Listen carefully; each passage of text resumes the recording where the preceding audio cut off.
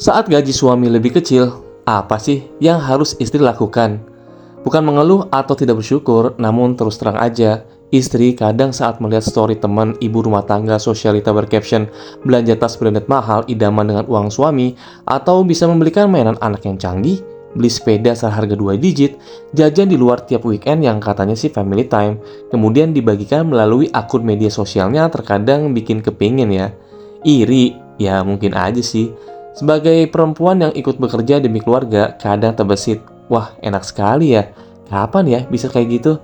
Kemudian bertanya-tanya, kapan ya bisa duduk manis tapi apa-apa terpenuhi keinginannya? Dan bla bla bla bla bla. Jadi berandai-andai terus jadinya. Sebuah hal yang sebenarnya malah bikin insecure tersendiri bagi istri. Sementara kenyataannya, uang gaji suami hanya cukup untuk memenuhi kebutuhan bulanan keluarga aja. Sisanya mau nggak mau, istri harus ikut mengisi kekurangan itu dengan gaji bulanannya.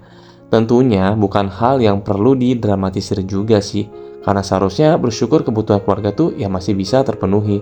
Meski ya dua-duanya tuh harus bekerja banting tulang, tapi ya nggak mengapalah. Rasanya nggak adil aja jika selalu membebankan semuanya tuh pada suami.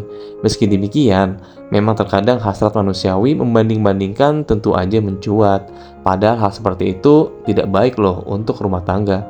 Jika memang pasangan suami istri sepakat nggak mengutamakan ego, gaji suami lebih kecil ya tidak akan jadi masalah. Bener nggak? Gaji suami lebih kecil ya tak melulu memunculkan konflik besar kok. Supaya tidak memunculkan konflik, istri pun berupaya untuk mencari jalan keluar, mencari tahu bagaimana cara agar hal-hal pemicu seperti ini tidak memantik sumbu pertengkaran dengan suami. Akhirnya siasat-siasat inilah yang harus istri lakukan. Yang pertama nih, diskusikan lagi soal finansial. Berhematlah demi masa depan. Berhemat adalah hal yang mau tidak mau tuh harus dilakukan. Diet, ya memang memangkas kebutuhan yang tidak penting-penting amat. Membedakan mana kebutuhan, mana keinginan sesaat. Dan juga harus memikirkan efek manfaatnya jika membeli sebuah barang. Jangankan barang branded, asal fungsinya sama dan oke, ya udah, barang biasa itu aja yang dibeli.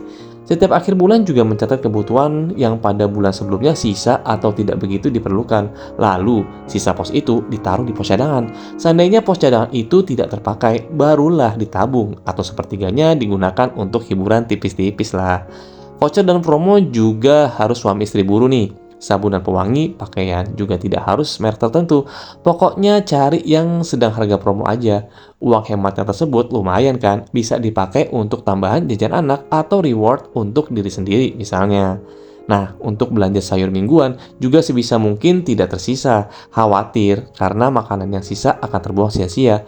Karenanya, pada awal minggu, suami istri itu harus mendiskusikan menu apa yang ingin dimakan. Kadang, anak juga ikut sumbang ide makanan apa. Meski terkesan agak pelit, nyatanya menahan diri untuk tidak over belanja itu tuh sangat bermanfaat loh. Anak-anak juga bisa menahan diri untuk tidak minta jajan di luar menu yang mereka inginkan. Untuk kebutuhan hiburan dan tabungan, tentu aja bukan menjadi pos prioritas wajib yang harus dipenuhi. Kalau sisa aja, barulah diisi pos itu. Sebuah finansial rumah tangga yang sepertinya memang harus dikaji ulang agar bisa lebih sehat ke depannya. Pokoknya nih, harus irit dan hemat demi finansial masa depan yang sehat. Susah sih berhemat itu karena menahan diri dari aktivitas belanja yang menyenangkan. Itu cukup menguras energi dan pikiran. Yang kedua, family time murah di akhir pekan. Ini juga sering suami istri lakukan. Awal bulan, mereka merencanakan dan membuat jadwal apa yang akan mereka lakukan tiap akhir pekan. Ya nggak perlu jauh-jauh dan mewah. Ya kalaupun ingin menghirup udara mall, ya harus ditekankan bahwa hanya cuci mata alias lihat-lihat tanpa membeli.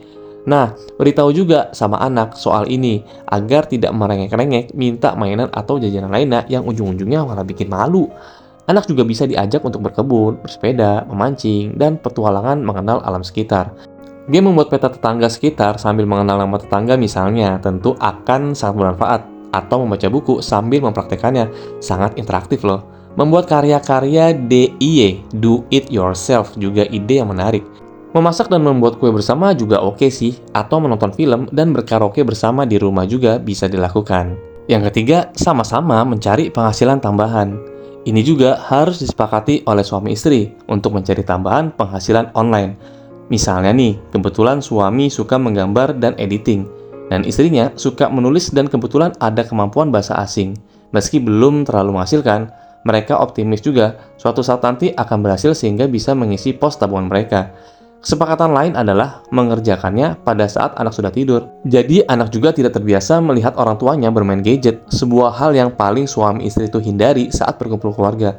Sebenarnya kalau jago membuat panganan alias jajanan, bisa juga tuh dititipkan di warung-warung. Video cara membuat jajanan kekinian juga banyak dibuat di YouTube dan mudah untuk dilakukan. Peluang bisnis kecil-kecilan yang siapa tahu bisa menambah pundi-pundi tabungan. Ikan cupang dan tanaman hias juga bisa menjadi alternatif seandainya suka dengan kedua hal tersebut. Hobi yang menguntungkan deh katanya. Yang keempat, mengurangi kepo rumah tangga orang lain. Terakhir yang harus dilakukan adalah mengurangi melihat media sosial teman, saudara yang suka pamer agar tidak terpancing untuk iri dan membanding-bandingkan. Kurangi deh kepo. Misalnya kalau lagi kesulitan, mereka juga jarang kok untuk membantu. Memang benar, suami wajib memberi nafkah kepada istri dan anak-anaknya. Seberapa besar itu wajib diterima oleh istri dengan lapang dada. Tetapi pada saat kekurangan, tak ada salahnya juga istri ikut membantu perekonomian keluarga. Gajimu gajiku, gajiku gajimu juga deh jadinya. Yang kelima, membuat kesepakatan bersama. Kedaulatan ekonomi sebuah rumah tangga tentu aja tergantung kesepakatan suami dan istri itu sendiri. Karena apapun yang terjadi di dalam rumah tangga kita, sepenuhnya adalah tanggung jawab kita juga. Bisa jadi juga nih pengaturan finansial rumah tangga itu satu dan lainnya itu berbeda atau malah sangat berbeda. Kerjasama dan ikatan yang kuat antara suami istri serta saling menghormati dan menghargai seharusnya sih bisa menjadi tameng kuat untuk menangkis nyinyiran tetangga dan keluarga. Bukankah yang penting hidup kompak dan harmonis sebagai sebuah keluarga serta tidak mengganggu kenyamanan orang lain kan?